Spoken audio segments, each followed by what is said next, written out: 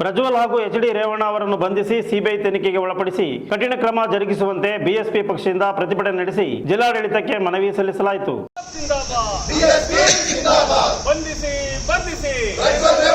ಪೆನ್ಡ್ರೈವ್ನಲ್ಲಿ ಲಭ್ಯವಾಗಿರುವಂತೆ ಸಾವಿರಾರು ಮಹಿಳೆಯರ ಮೇಲೆ ನಡೆದಿದೆ ಎನ್ನಲಾಗಿರುವ ಲೈಂಗಿಕ ದೌರ್ಜನ್ಯ ಪ್ರಕರಣಕ್ಕೆ ಸಂಬಂಧಿಸಿದಂತೆ ಆರೋಪಿಗಳಾದ ಪ್ರಜ್ವಲ್ ರೇವಣ್ಣ ಮತ್ತು ಎಚ್.ಡಿ. ರೇವಣ್ಣ ಅವರನ್ನು ಬಂಧಿಸಿ ಸಿಬಿಐ ಅಥವಾ ಸುಪ್ರೀಂ ಕೋರ್ಟ್ ನ್ಯಾಯಮೂರ್ತಿಗಳ ನೇತೃತ್ವದಲ್ಲಿ ಉನ್ನತ ಮಟ್ಟದ ತನಿಖೆ ನಡೆಸಿ ಆರೋಪಿಗಳ ಮೇಲೆ ಕಠಿಣ ಕಾನೂನು ಕ್ರಮ ಕೈಗೊಂಡು ಸಂತ್ರಸ್ತ ಮಹಿಳೆಯರಿಗೆ ಸೂಕ್ತ ನ್ಯಾಯ ಮತ್ತು ರಕ್ಷಣೆ ನೀಡುವಂತೆ ಬಹುಜನ ಸಮಾಜ ಪಕ್ಷ ಪ್ರತಿಭಟಿಸಿ ಜಿಲ್ಲಾಡಳಿತಕ್ಕೆ ಮನವಿ ಸಲ್ಲಿಸಿದರು. ಬಹುಜನ ಸಮಾಜ ಪಕ್ಷದ ರಾಜ್ಯ ಉಪಾಧ್ಯಕ್ಷ ಗಂಗಾಧರ್ ಬಹುಜನ್ ಮಾತನಾಡಿ, ಕಳೆದ ಕೆಲವು ದಿನಗಳಿಂದ ಹಾಸನದಲ್ಲಿ ಲಭ್ಯವಾಗಿರುವ ಪೆನ್ಡ್ರೈವ್ನಲ್ಲಿರುವ ದಾಖಲೆಗಳ ಅನ್ವಯ ಹಾಗೂ ವಿವಿಧ ಮಾಧ್ಯಮಗಳಲ್ಲಿ ಬಿತ್ತರವಾಗಿರುವ ಬಿಜೆಪಿ ಜೆಡಿಎಸ್ ಮೈತ್ರಿ ಅಭ್ಯರ್ಥಿ ಪ್ರಜ್ವಲ್ ರೇವಣ್ಣ ಅವರಿಗೆ ಸಂಬಂಧಿಸಿದ ಲೈಂಗಿಕ ಚಿತ್ರಗಳು ಮತ್ತು ವಿಡಿಯೋ ದೃಶ್ಯಗಳನ್ನು ಹಂಚಲಾಗಿರುವ ಮಾಧ್ಯಮಗಳಲ್ಲಿ ಬಿತ್ತರವಾಗುತ್ತಿದೆ.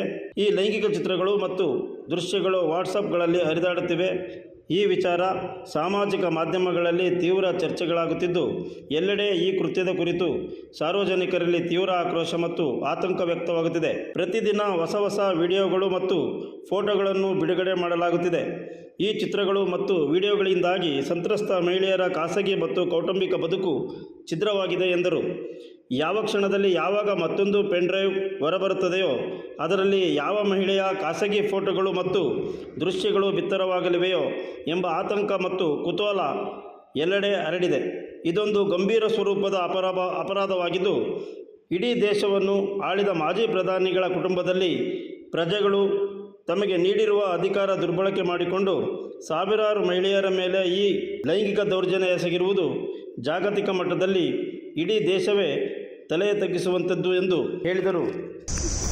ಬೆಂಚನ್ನು ಸ್ಥಾಪನೆ ಮಾಡಿ, ಒಂದು ದೂರು ಘಟಕವನ್ನು ಸ್ಥಾಪನೆ ಮಾಡಿ, ಬಹಳ ಮುಕ್ತವಾಗಿ ಬಂದು ಮಹಿಳೆಯರು ಯಾರ್ಯಾರ ಮೇಲೆ ದೌರ್ಜನ್ಯ ಆಗಿದೆ ಅವರು